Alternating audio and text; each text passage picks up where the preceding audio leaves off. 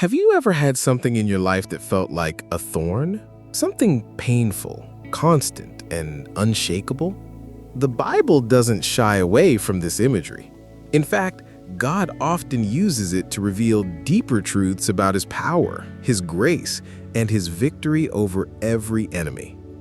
Ezekiel chapters 26 to 28 are filled with prophecies against the city of Tyre.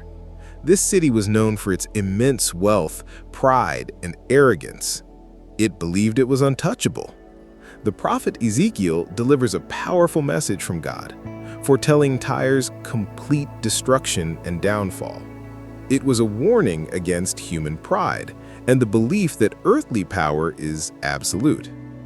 Tyre's pride is seen in Ezekiel 28:2, where the king of Tyre says, "I am a god." This is the ultimate form of rebellion against the true God. Look at Ezekiel 28:12 through 15. It describes a being who was in Eden, the garden of God, adorned with precious stones, perfect in beauty and wisdom, yet fell because of pride. Many scholars see this as a dual prophecy, a literal king of Tyre, but also a symbolic reference to Satan, the spiritual force behind human pride and rebellion. Now, let's fast forward to a really interesting verse, Ezekiel 28:24. It says, "And there shall be no more a briar and a thorn to the house of Israel, from all who are around them and who despise them. Then they shall know that I am the Lord God." Think about that imagery, a briar and a thorn. What do briars and thorns do? They're painful. They prick, they scratch, they cause irritation and injury. They represent something that is constantly a source of trouble and torment. In this context, the briar and thorn are the nations surrounding Israel who tormented and oppressed them. God is promising that He will remove this constant source of pain, and when He does, His people will know that He is the Lord. The connection to Paul and Jesus. This is where it gets really powerful. Let's jump ahead to the New Testament and look at a passage about the Apostle Paul. In 2 Corinthians 12:7, Paul writes, "So to keep me from becoming conceited, a thorn was given me in the flesh, a messenger of Satan to harass me, to keep me from becoming conceited." Paul, a man used mightily by God, was given a thorn in the flesh. Just like the briars and thorns tormenting Israel, Paul had a persistent source of pain and trouble in his own life.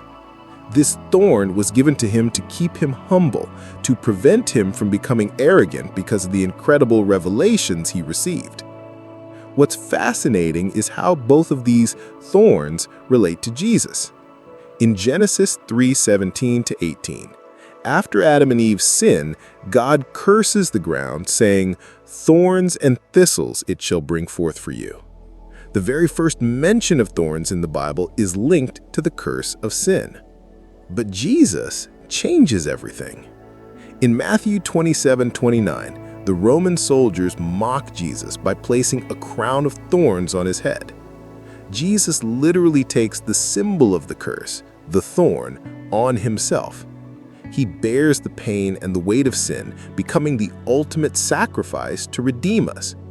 He transforms the very symbol of pain and suffering into a sign of victory. So, what does this mean for us today? Because, let's be real, most of us aren't living in ancient Israel surrounded by literal enemy nations. But we know what it feels like to live with thorns. For some of you, that thorn might be a health issue you've been praying about for years. For others, it might be a broken relationship, a financial struggle, or even that inner battle with anxiety, fear, or shame. Those things feel sharp, don't they? They dig into your soul, they frustrate you, and sometimes they even make you question, God, where are you in all of this?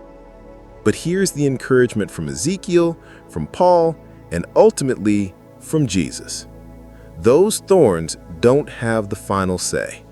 God promised His people in Ezekiel 28:24 that He would remove the briars and painful thorns that surrounded them. Paul shows us that even when the thorn doesn't go away right now, God gives us grace that's strong enough to carry us through. And Jesus, he wore the crown of thorns so that every thorn in your life would one day be crushed under his victory. Think about that for a moment. The thing that feels like it's breaking you is actually the very place God is showing his power in you. Paul said it best, "When I am weak, then I am strong." Your weakness isn't wasted. It's a stage where God shows off his strength. And family, here's the hope we hold on to. There is a day coming when every thorn, every pain, every tear will be gone. Revelation 21:4 says, "He will wipe every tear from their eyes, and there will be no more death, no mourning, no crying, no pain." That's not a fairy tale. That's the promise of God. So right now, while we're still here, we live with courage. We keep moving forward. We keep trusting that God's grace is enough for today, tomorrow, and every day until he makes all things new. And in the middle of the thorn, we remind ourselves Christ has already given us the victory. The thorn may press, but it cannot overcome you because his grace is holding you.